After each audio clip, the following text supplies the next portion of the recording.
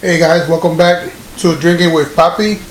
My name is Papi, and today I'm going to show you how to do a simple screwdriver.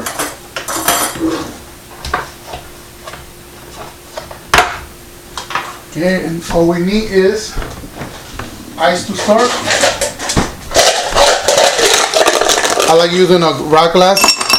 Make sure it's one of the big ones, not the little ones.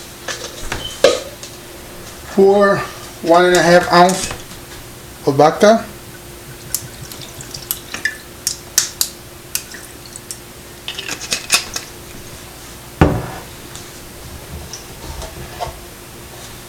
Orange juice.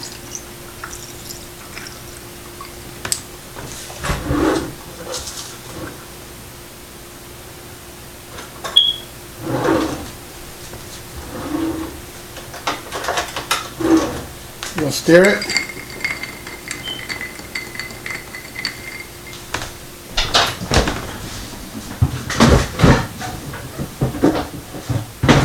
And now for these.